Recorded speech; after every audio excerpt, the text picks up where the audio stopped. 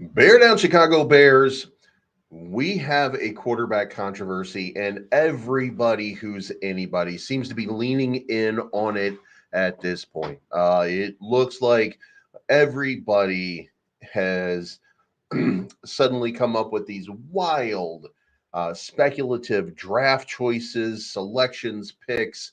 There seems to be just a ton going on here with Caleb Williams declaring for the NFL draft. So, Caleb Williams now coming out, confirming that, understanding, of course, that the Chicago Bears have the number one overall pick. Now, it is entirely possible and could be probable that he's already met with or had some communication with somebody that's given him some assurances one way or another on what will be happening in that draft.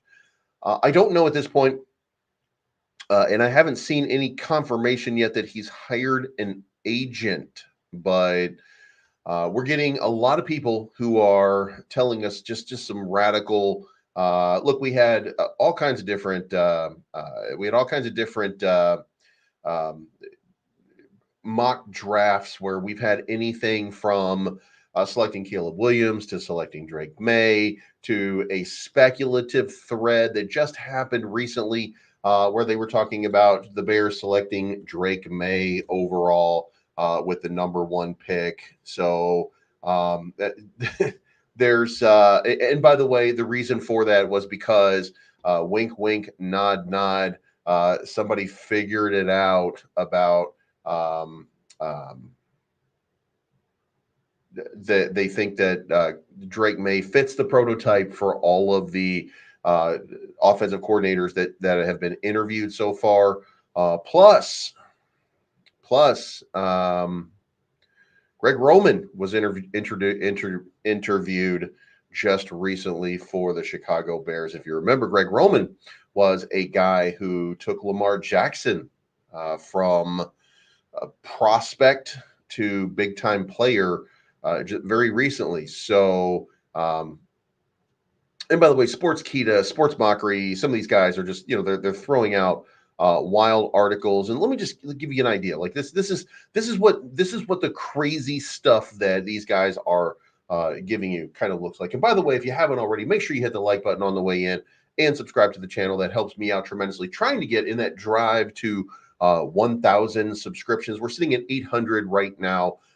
Been a pretty quick journey, but we're getting several thousand views on these videos every single day. Would like to or would hope that we could translate that into subscribers because that would help me out tremendously and help out the channel tremendously. But let's go take a quick look here. And as you can see, this mock draft is just wild here.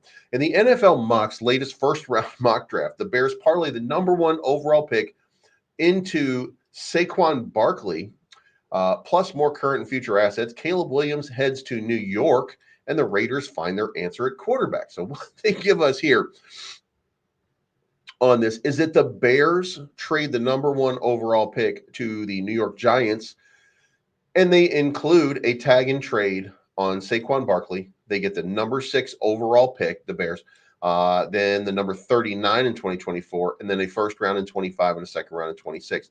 The big package. By the way, if I can get that package, I probably would take it. I wouldn't take it for Saquon Barkley necessarily. I don't know how you guys feel about Saquon Barkley, but for me, I like the guy. I appreciate the guy, but I don't dislike Khalil Herbert, and I don't dislike Roshan Johnson, and I don't dislike the opportunity to re-sign Deontay Foreman as a serviceable and capable backup to either one of those guys going forward or as a starter. I don't think that the problem right now is that running game, and I think that Justin Fields adds to that running game as we sit right now. So in the context of this draft, I want to say that it doesn't make a whole lot of sense to me. But New York Giants take Caleb Williams at number 1.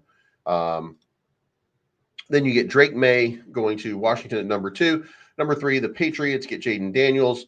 Then you get Olu Fashanu goes to the Arizona Cardinals. The Los Angeles Chargers at number 5 take Marvin Harrison Jr. Number 6, Chicago Bears take Malik Neighbors. Now, listen, I would take that if that were to come out. Now, you guys know that I've been talking about Malik Neighbors. I think he's a game changer, just like Marvin Harrison Jr. Is he that transcendent generational superstar talent?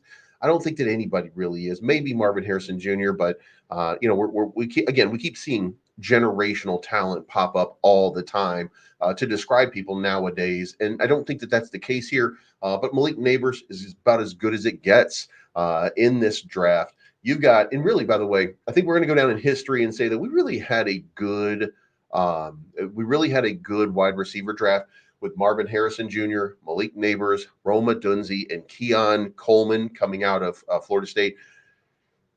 This is going to be a really, really good, I think, wide receiver draft. So Malik Neighbors coming in. Then you have J.J. McCarthy going number 7 to the Minnesota Vikings. And then you have the Falcons at number 9 taking Rome Odunze. And then Chicago Bears taking Jer'Zhan Newton, defensive lineman out of Illinois. That doesn't – I don't like that on the surface, but I don't really have a problem with it. I think that that's a position that gets filled probably in free agency, and then I would be more likely to take Joe Alt to kind of shore up that left tackle position. I don't know how you guys are feeling about Braxton Jones, but I think that Braxton Jones needs to be challenged, and I know that Larry Borum in no way challenges him. So I don't think so. But so anyway, I would pick Joe Alt at that number 9 if given the choice, and if I could. And now we're looking for a defensive lineman, then I'd be looking at Jared Verse or Dallas Turner, because I think that the edge is probably what we need a little bit more. But I can see why. I don't want to get disrespectful. And Troy, this is about a sign and trade deal. The idea behind this mock draft here is that there's a sign and trade deal coming for that. So, and then as you move on through this, Jared Verse right here, this would be my guy. Dallas Turner seems to be the prohibitive favorite at this point, but I would prefer Jared Verse. I think Jared Verse has that motor that never quits. I think that he's there play after play after play after play. So that would be my that would be my choice. But there's a lot of different names out here, a lot of different opportunity to attack in this draft. But that's just one person's idea to pick up Saquon Barkley. Again, one of the things that I don't like about Barkley is Barkley does seem to be at this point a little bit injury prone. And I'm not saying that he's going to be that it's always going to be that way. I'm not saying that it will, that there's no chance, there's no, but it certainly feels like it's certainly feeling like he's got a lot of injuries. So Carlos Maga says JF1. Chicago Bears football fan videos. Hi, who are the Bears drafting? Would like to say that the draft is going to concern some different talent, but let's move on from that draft and let's actually go look at the next Schrock's mock draft 1.0, which now, by the way, NBC Sports Chicago is today saying something a little different than they said yesterday. So for the second time in as many years, Bears general manager Ryan Poles enters the offseason with the number 1 overall pick. So here's my Bears mock draft. He now says number 1 overall. These are the prospects, by the way. So Caleb Williams is taken at the first pick. The Bears will have to evaluate Williams, May, and Heisman Trophy winner Jaden Daniels before deciding who to hand the keys to the franchise over to next season. By the way, J.J. McCarthy probably enters at least that conversation as we move on. He did win a national title and did lead Michigan to that title. So Pohl said the Bears will covet a quarterback with multiple years of consistent high-level production and outstanding character. Now, that is not Drake May. I do want to stress this for a lot of people who are asking the question. Drake May does not qualify in that category. So, really, you've got Caleb Williams who's had that stellar sort of performance. But I don't think that Drake May really qualifies in that regard. Williams is only 6'1", but an elite playmaker with rare improvisational ability. Williams is tremendous at escaping the pocket and making off-platform throws. When a play breaks down, he has excellent field vision and the accuracy and arm talent to drop dimes into tight windows. So now, do we think that 6'1" is tall enough to be a quarterback in the NFL? That becomes the question. And I think for a lot of people, what difference does 1 or 2 inches make? Ladies, what difference does 1 or 2 inches make? I think it makes a big difference when you're trying to look over 6'7" offensive linemen and trying to find seams through the pocket in order to get your field vision. I think is very important, and I think that the quarterback position is growing and growing and growing. So 6'1" is probably on the low end, but look, I mean, you got Baker Mayfield out here, and he's like, what, 4'11", still out making some plays. I think they won last night against Philadelphia Eagles. So wild times. But he now updates his number 9 pick to Rome Odunze. Bears can go several different ways with their second pick. Left tackle is in play, which would be Joe Alt, most probably. But I think they'll focus on either edge rusher or getting a blue chip receiver to give Williams more weapons. Marvin Harrison Jr. and Malik Neighbors should be off the board by now. And I think Alabama edge rusher Dallas Turner might shoot up into the top 6 after the combine. That leaves the Bears with Odunze. The Washington product is a polished route runner who excels at contested catch. He leads the FBS with 1,640 receiving yards and tied for the lead in contested catches with 24. At 6'3", 215 pounds, he has a great combination of size and speed that will make him a dynamic threat in the NFL. So now we had a little bit of clarity about the potential that we have right here. And then the Bears received the 2024 second-round pick at number 44, number 112. Raiders would receive Justin Fields. What this guy's talking about is trading Justin Fields to the Raiders. Las Vegas Raiders, by the way, very hyped for this trade. I keep hearing all over the place. So in the second round, of course, that it leads to Braylon Trice, an edge rusher. Right here, Jared Verse, by the way, is my guy. And then Latu Latu is another potential that I do like. But, again, I'm going to be a maxi on Jared Verse this entire time. I'm going to feel bad if he doesn't have a great career, by the way, because I put a lot of capital into saying that I think Jared Verse would be a great addition as a bookend to Montez Sweat. Then in the third round, picking up Jackson Powers Johnson, probably the center that we want for the future. So we'll see what happens there. But if you haven't already, make sure you hit the like button on the way in here. Helps me out in the algorithm. But Caleb Williams, the big story right now. Do you think that Caleb Williams is the guy for Chicago? Now, I'm still in camp Justin Fields. I still think that Justin Fields is the guy for the Chicago Bears.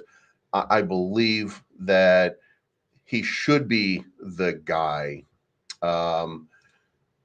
But we're getting into that portion right now where it seems like the clarity of Caleb Williams just continues to kind of unfold. And by the way, nobody knows for sure at this point. Everything that we do right now, wild and crazy speculation to try to figure out what that next move is. So then we got something just kind of that pops up, Sportskeeda. Sometimes you don't know if some of these people, you have no idea what some of these people are thinking about. Like, it's crazy. And listen, this article pops up yesterday on Sportskeeda, and it says former USC Trojan star quarterback Caleb Williams declared for the draft. The Chicago Bears, who currently own the top pick, will have to decide whether to trade their current quarterback Justin Fields and build their franchise around Williams. Williams thanked his fans and coaches for their support and said he was ready to take on the next challenge. He also added in his tweet, fight on and horns down for life. His announcement sparked a lot of reaction from NFL fans, some of them who said things like, welcome to the Chicago, lead us to the promised land. Welcome to Chi-Town, one fan wrote. Can't wait to see you get benched after a season and a half on the Bears, little bro. He's going to hate Chicago. No LA person likes snow. Horns down for life. He's a Sooner for life and claims us over USC. Bears fans turned their attention to Justin Fields. from Justin Fields to Caleb Williams. Don't think so. We're not there yet. Come home, bro.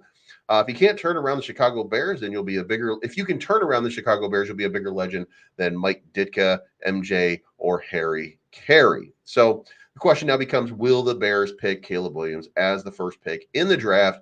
Reports suggest that the Bears might pick Williams as the first player in the draft. None of these reports are confirmed. None of these actually have any information on them that says that this is going to be what happens. But also, again, this stuff is so wild at this point without clarity that we're still talking about, well, maybe Caleb Williams, maybe Drake May, or maybe Jaden Daniels. So again, we got to look at what is best for the Chicago Bears. And if we deal with the fact that everybody that we're looking at, from Shane Waldron all the way down to Greg Roman, all of these guys have the capacity and the ability to turn Justin Fields into a superstar. The question then becomes, well, is Justin Fields, if we give him one more year, $6 million, so he'd be on a discount compared to that number one pick, but we have a 25-year, $25 million player or a team option to pick up for that fifth year. And we also have a franchise tag. So there's some potential here that we get Justin Fields for 2 more years inexpensively, and then we negotiate a bigger term contract if this ends up happening the way that I predict. And guys, I've been very loud about this. It is my belief that no matter what, the Chicago Bears are a Super Bowl contender next year. We've built and placed everything in a position so that this is it's just a matter of the right choices. Now, do I think that Caleb Williams would be the right choice to lead the Chicago Bears? Yeah. I don't think there's anything fundamentally wrong with him, and I think that any coach has an opportunity to turn him into a decent player. Do I think that he's a generational talent? I do not. Do I hope that he is if he gets drafted by the Bears? Yes. Do I hope that he's benched if he plays for anybody else? Also, yes. I don't, I'm a Bears fan before I'm anything else. So I would prefer, in my opinion, to see I'm going to go back to my preferred draft. My preferred draft would be keep Justin Fields. Let's build on Justin Fields. Let's give it that the old college try, if you will, for these next 2 years, and let's build around him by adding Marvin Harrison Jr.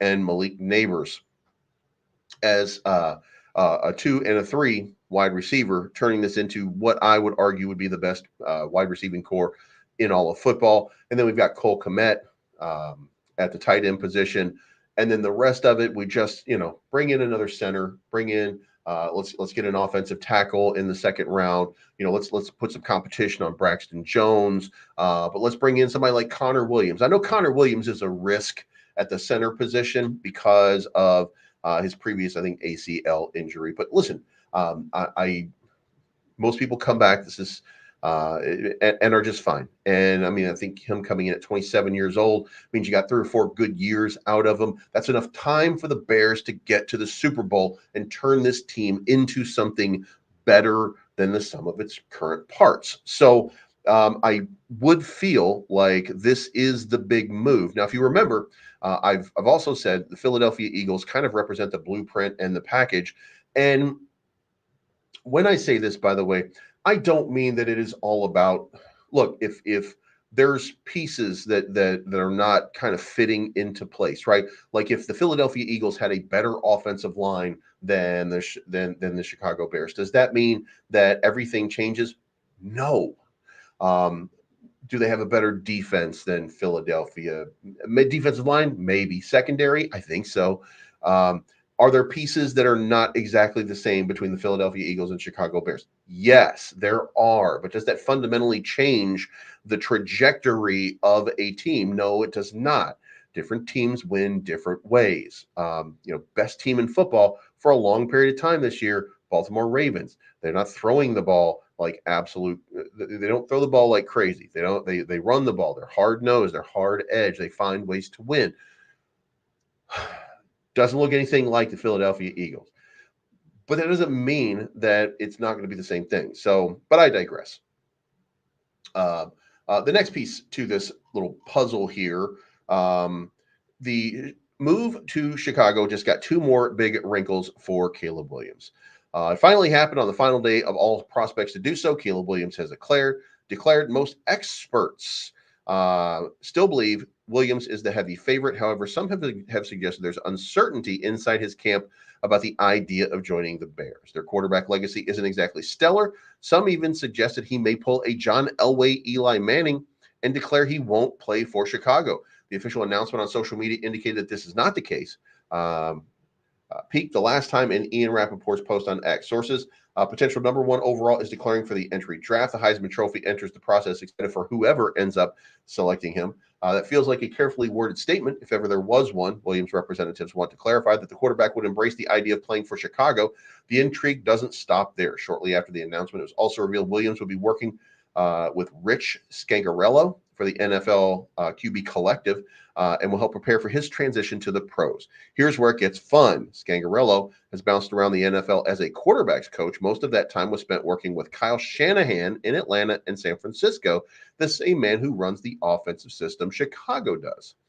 Usaid Kishul of 24/7 added more to that by revealing the array of coaches who have worked with the quarterback collective in recent years.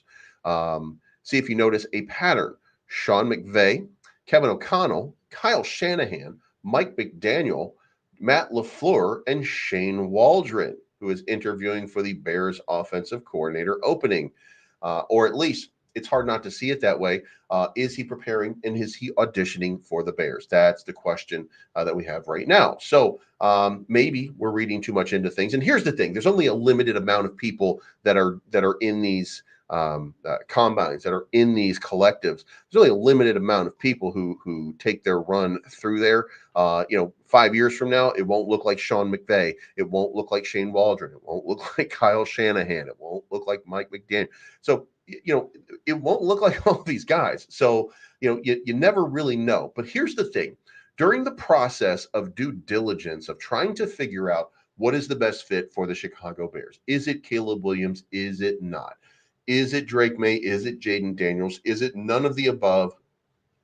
Is it let's get better? Let's give Justin Fields the tools that he needs. Let's stop playing around with what we've played around with so far, and let's start making it work the way that we need to make it work. And a lot of that, by the way, I think goes back to Matt Eberflus.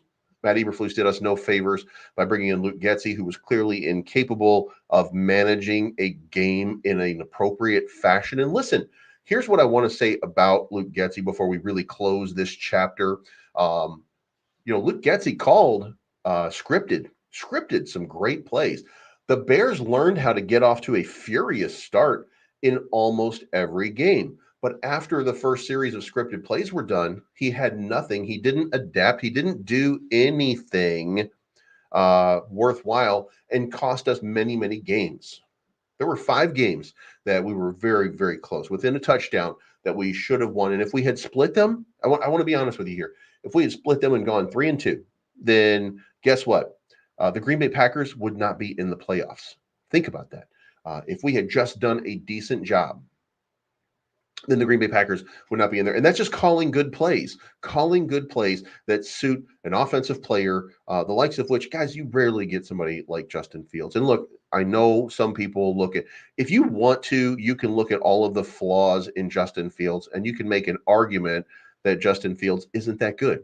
If you look at all the good in Justin Fields and all of the plays that he makes, you can look at him and say, this is a transitional type quarterback that could be on the cusp of greatness. It's a matter of whether you look at those pieces or if you look at the full package. The full package is Justin Fields is a flawed player who does need a support system around him to make him better, but he needs plays to be called that are to his advantage. But when plays are called to his advantage, guys, I want to point out he's made phenomenal plays to close out this year. Has he made some fumbles? Yep. Has he thrown an interception or two? Yep. Has he been turnover prone? Sure. But also, he's been under pressure to try to figure out and find out what he can do in this system. And the system has not been kind to him because, guys, let's face it, he went 6 for 6 He went 6 for 6 in the first two drives of that final game against the Green Bay Packers. For the remaining 3/4 of that football game, he only threw the ball 10 times. I want you to think about that. You scripted your plays. Just imagine, if you will. You scripted your plays. He did a brilliant job in the scripted plays. And then the next thing you know, what do? Make him stop throwing the ball? That's nonsense. That's silly.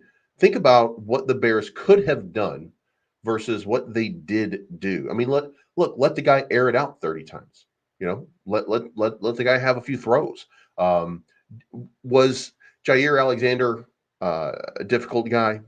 Yeah. Is he on DJ Moore? Most of the time, sure. Does Tyler Scott have to step up? Does Darnell Mooney have to step up? Yeah. Was Cole Kmet able to play? No, I don't think so. And then Iceberg Slim, who probably may not get it.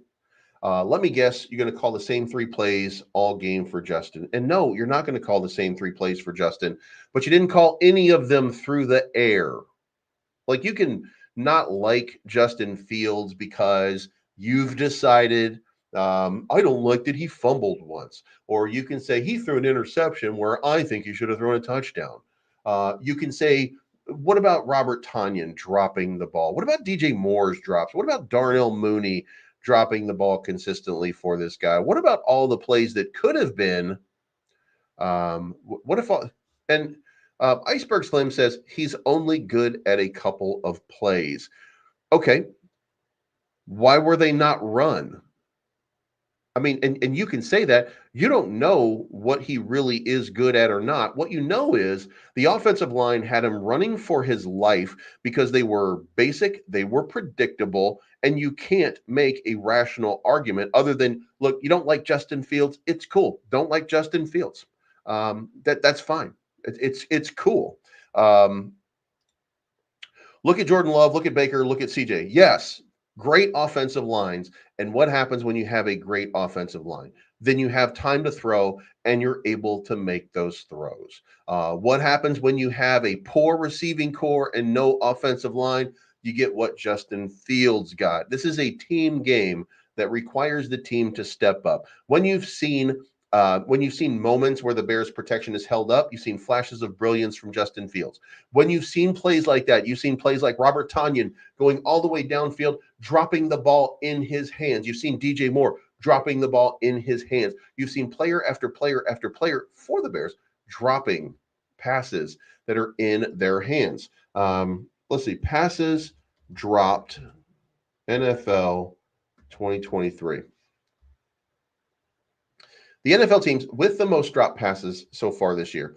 The Chiefs had the most dropped passes in the league. The Bears had 20 dropped passes, 20 dropped passes over the course of the season. And by the way, they were the least throwing team in all of football, but still had 20 dropped passes. That's a high level for a team that doesn't throw the ball even half what anybody else does. So yes, I acknowledge flaws.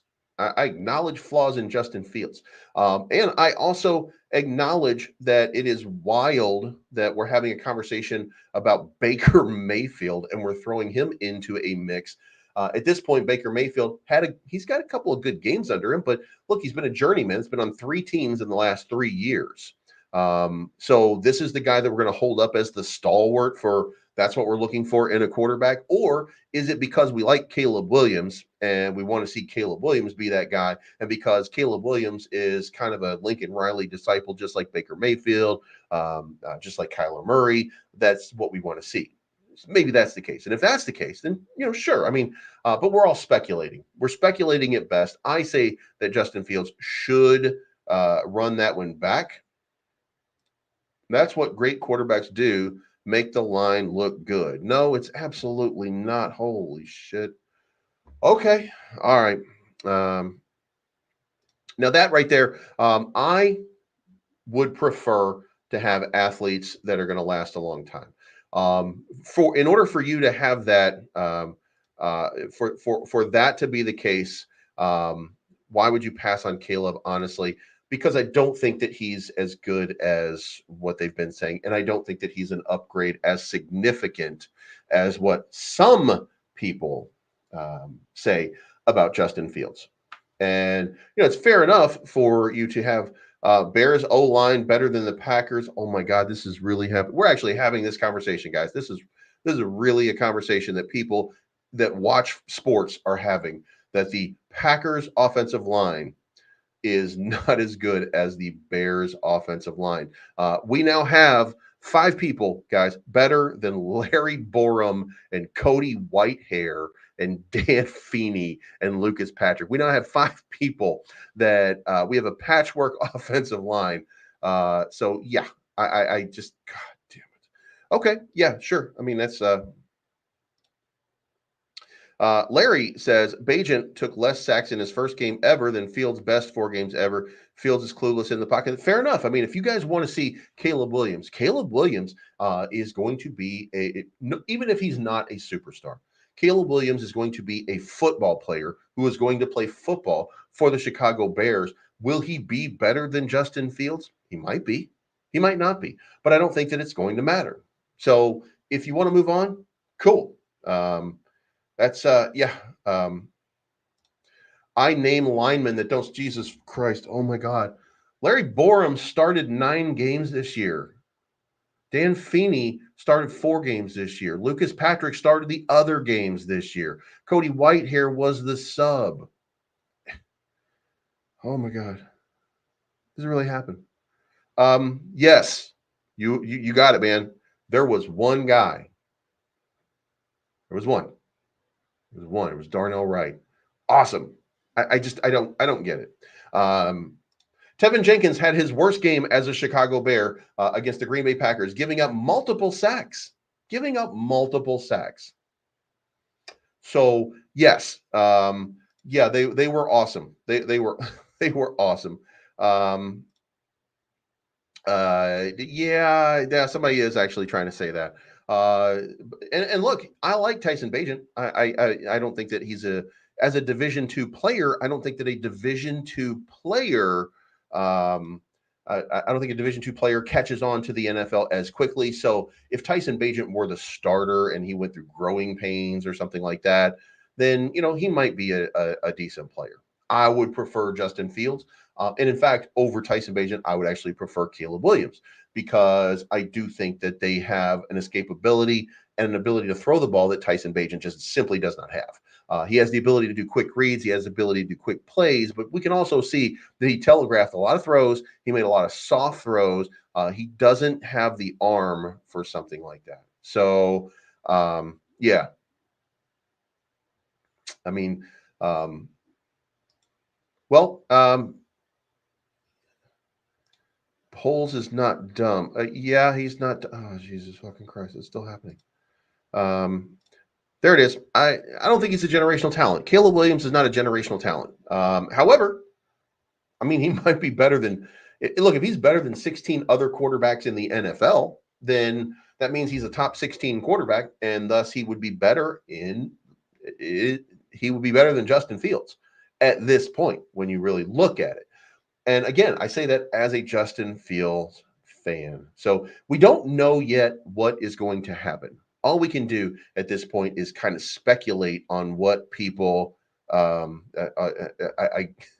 what people can or will do. And yeah, I'm glad you didn't too. Jesus Christ. Like, dude, you're Larry Borum, Cody Whitehair, Lucas Patrick, Dan Feeney is your idea of a better line than the Green Bay Packers, who just beat the number 1 defense in all of football, 48-32. That was your idea of the Chicago Bears offensive line was better. Holy shit snacks. Oh my God. You actually said that where people can read. Where people can read. That was your thing. Put Caleb in the system that fits him. Absolutely. Give Caleb that opportunity. Yes. Okay. Braxton Jones, Lucas Patrick, Dan Feeney was the sub for Lucas Patrick. You can do this all day long, and you can still see the sacks that were given up. You can also see how many turnovers each and every one of these quarterbacks had, how much time they had to throw the ball. You can go watch Chase Daniel if you need to. If it makes you feel better, you can go watch an NFL quarterback, Chase Daniels, break down how poorly the Chicago Bears offensive line actually is. Or you can continue to think, well, he doesn't say what I want him to say, so I'm right and Chase Daniels is wrong. It's not that simple. It's not that complicated. It's very simple. You go look it up, and you start rating the offensive lines, and you can just see what the NFL says. So there, it's simple. All you have to do is look it up. I don't have to look it up for you. Poles got rid of Roquan Montgomery, refuses to sign Jalen. He wants old regime gone. I do think that's I think that is a very big possibility. It's a very big possibility that he's getting rid of. But here's the other thing. He traded and got rid of Roquan Smith and replaced him with somebody who, by the way, in the rankings, Roquan Smith was ranked, I think, as the number 7 overall inside linebacker, and he brought in, I want to say, Tremaine Edwards as the number 8. Like it was a very close gap between those two. So yeah. Every team has injuries, right? And if the Jesus fucking Christ, and if the subs can't make the plays, then the team sucks. The line sucks. It doesn't matter how you look at it. You make excuses all you want. Holy shit. Anyway, yeah. So I think that David Montgomery, and by the way, these guys want money, and they're not money players to they're not money players to Ryan Poles, and that's fair enough. Like there's a position that every general manager has where they think that is the money position, and anything that's not in the money position is not going to be part of the team going forward. You know what I mean? So let's yeah, we're going to put that guy in timeout. Jesus Christ. You can't cry that much, dude. Grown people are looking at you. So anyway, you can't, you can value different positions and you can win from different positions. So we're going to find out soon if the quarterback position is the position. And here's a very good question that's popping up right now. So if Poles pass on Caleb this year, Virginia would throw Poles out of the building herself. Caleb go elsewhere to becoming great. CJ Stroud thing is hunting him right now. I bet you. There's nothing about CJ Stroud that, guys, that's to say that CJ Stroud was going to come out and be, I mean, statistically, guys, you're gonna hate me for this, okay? But statistics matter. What you see matters. There's no circumstance in which CJ Stroud came out of Ohio State looking better than Justin Fields. Go back and look at the tape. Go back and look at the stats. Go back and look at everything involved here. There's nothing to tell you that CJ Stroud was a better option or should have been a better pickup than Justin Fields was to begin with. What CJ Stroud had is the benefit of a good play caller compared to Luke Getsy. And I cannot overstate anymore how poorly Luke Getsy was at designing these plays and getting all of this stuff going on. And if Poles does this based on Justin Fields and he's out, fair enough. I mean, if you overlook everything else and you say that, everything about just Ryan Poles should be defined only by that quarterback and not by picking up Montez Sweat and not by drafting Darnell Wright and not by bringing in Tyreek Stevenson and not by Jaquan Brisker, not by all of these good drafts. So, but CJ Stroud proved a rookie can immediately take you places Field hasn't. They were in the team. That's you know what? That is a fair assessment. That would be a fair assessment. Yeah, you put yourself in a situation and you have a year like CJ Stroud. It makes my argument look a little bit wild, even though statistically, but everyone's letting perfection get in the way of good, keep Fields, and build a very nasty team. But he's better, and Poles is the GM. Everybody in Lincoln Riley's offensive system is better until they're not better.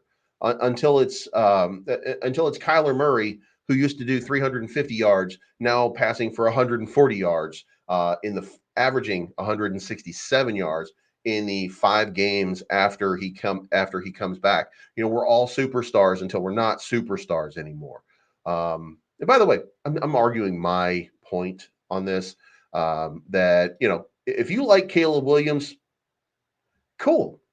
Um, Personally, I would prefer that you would build around the team and let Justin Fields go one more time. But I understand your need for Caleb Williams. I understand why you don't like Justin Fields. I understand that you want to save a few $1 million because one time this one guy said, well, the cheat code in the NFL is to build yourself a strong team and not spend money on the quarterback. And the reason that we quote unquote cheat coded that was because somebody got lucky with Patrick Mahomes. And before Patrick Mahomes was winning it, the quarterback that was winning it all over and over and over again was Eli Manning and Tom Brady. So even if we're saying these are the quote unquote cheat codes, that's just stupid. And if you believe it, that's fine. But it's silly to say that that is the case because the Rams, by the way, just won with Matthew Stafford, who was, I think, in his 12th year when he won, traded over from another team. So our cheat code, which is our cheat code in the NFL, isn't real. It's just perceived. Everything is perceived. It doesn't really matter. Build with a good quarterback, build with a bad quarterback, build your team is all that matters. That's all. And that would be, you know what? That is actually this I don't have an argument for. CJ Stroud throws players open. Justin Fields reacts too slowly. I will grant you that. I will grant you that. I do feel that Justin Fields is not reading as quickly as he should. That's why, for a short period of time, it looked like everything was a lot better with Tyson Bagent because you saw him making those quick plays, those quick moves, and those quick reads, and he was getting the ball out of his hand. Justin Fields holding on to the ball a little bit longer, right? But through all of these complaints, through all of this, the one thing that even the pros who do this that you guys forget sometimes told you was, is Caleb Williams going to be better than Justin Fields behind this offensive line? Well, the answer to everybody except that one guy who got in here getting all weird about that offensive line, like, is he on the line? Do you think that was Darnell Wright, by the way, that came in here to defend his offensive line? Everybody said to a man, and I mean LaShawn McCoy was even part of this, saying, look, nobody is going to win with that offensive line. Like, it's impossible. But here we have somebody saying, well, it's the best offensive line in all of football. No, I mean, the Green Bay Packers absolutely suck. Like, really? Ooh. I do too. Like, that's the thing. I love Justin Fields. I think Justin Fields is a great quality individual. He's a stand up guy.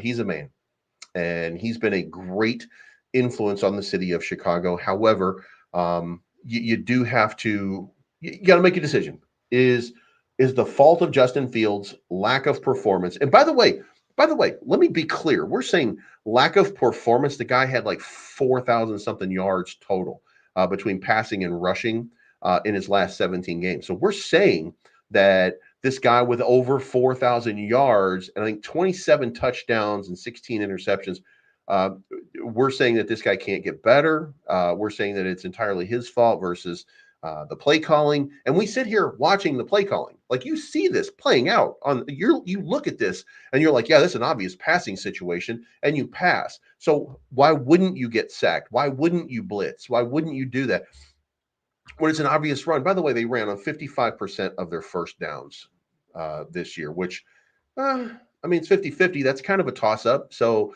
you're a run first team. You would run first 55% of the time. I would go with that.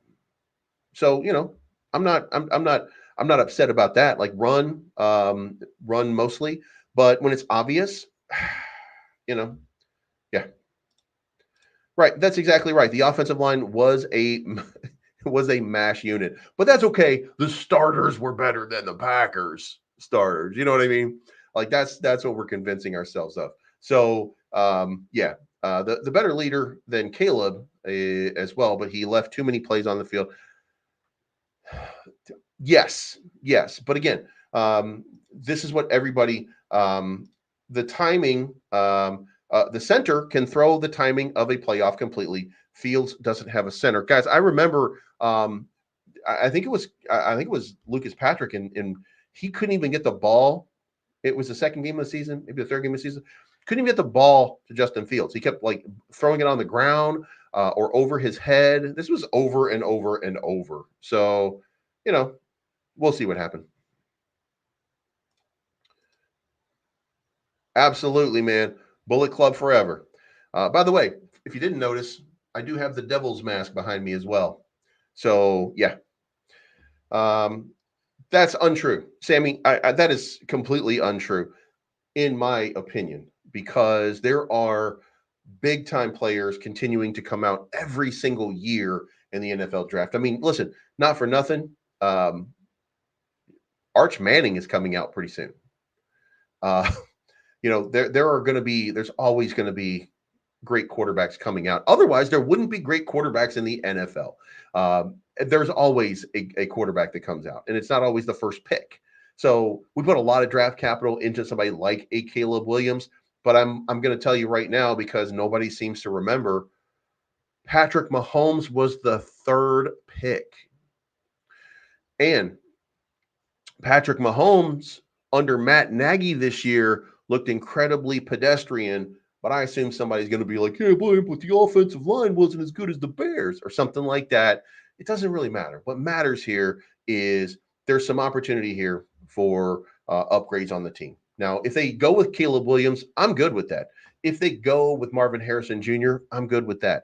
If they go with Roma Dunze, I'm not as good with it, but okay. I don't care. I'm a Chicago Bears fan before I'm a Justin Fields fan. I'm a I want the Chicago Bears to win. I don't care if it's with Caleb Williams. I don't care if it's with Justin Fields. I don't care if it's with Drake May. I don't care if it's with Jaden Daniels. I don't care if it's with JJ McCarthy. I want to see the Bears win games. I want to see them close games out. And I want to see the offense score a touchdown to end the first half. And I want to see them defer so they get the ball in the second half. And I want to see those 14-point swings that kill other teams. That's what I want to see. I want to see that. Um, I want to see the edge that we have not seen. So I'm going to go back to my draft pick. My draft pick would be to trade down on to trade down the first selection, maybe down to number 2 or 3. Give the Falcons or the Washington or the Washington Commanders the opportunity, and I would draft down and take Marvin Harrison Jr. Then I would go down to that number 9 pick, and I would get either Roma Dunze or Malik Neighbors, and I would turn this into a team of really great wide receivers. The reason that I would pick Malik Neighbors over Roma Dunze is simply because I think Malik Neighbors has the ability to get open in space better than Roma Dunze, and I do feel that until the offensive line is actually good and not just pretending for somebody named Iceberg good, but actually good, that we would need to have the ability to get open in space very quickly, which is important. So I think that Malik Neighbors takes the cake on that, and he's got downfield. He runs a 4.340. Let's not kid ourselves. He's a little bit smaller than Roma Dunze. He's 6'1" versus 6'3", but he's still a good receiver. So I like him. And look, Malik Neighbors made that Bolitnikoff Award look kind of weird, like they just were giving it to Marvin Harrison Jr. Malik at that time had similar and better stats in most categories. So, this is a guy that can get open. This is the guy that can make plays after he catches the ball. This is a game changer. So my idea is Marvin Harrison Jr., Malik Neighbors. If Justin Fields can't keep up with that and we improve the offensive line, then the experiment is over in the fourth year. It only costs $6 million. And there's always a new draft of new quarterbacks, and we don't have to get the first player because look, the first player it works out when it works out when it's Peyton Manning, but it didn't work out when it was Sam Howard or what was that guy's name? Sam Bradford didn't work out when it was Sam Bradford. Mitchell Trubisky didn't seem to work out. He was one of those top picks. Deshaun Watson can't keep it in his pants, so he hasn't worked out nearly as well as he could have on his second team now. There are plenty of top quarterback picks that are just not going to cut it. Now, do they have the talent? Yes. Do they have the ability? Yes. It's passion, it's desire, and it's coaching that are going to make the difference on whether this person is going to succeed or not. And to be fair, I think Justin Fields is going to be a successful quarterback. And I think most people would argue that Justin Fields is going to be a successful quarterback. He just may or may not be in Chicago. So I would say let's give it one more run back. And if it doesn't, then we have 2025 draft. The 2025 draft class, by the way, includes Shador Sanders, Drew Aller, and Connor Weigman. I think any one of these guys is going to grade out as a very quality player. Shador Sanders, of course, coming in as the number one quarterback overall, 6'2". But Drew Aller, this dude right here is 6'5", coming out of Penn State. Like, is it really about Caleb Williams and 6'1"? Is really 6'1" the new 6'5"? Like there's plenty of arguments one way or another. So look, if we don't get if we don't get the guy this year and Justin Fields doesn't work out, or if we do get the guy and he still doesn't work out, there's more guys. There's always more guys. So that's it for now, guys. You guys have a good day. I appreciate that. I love a lively debate, especially from somebody who comes in with like, yeah, but the Bears had the best offensive line in the history of football, or what, whatever was said here. That's kind of wild to me, but yeah. Anyway, guys, you have a good day and bear down, and we will talk to you again very, very soon.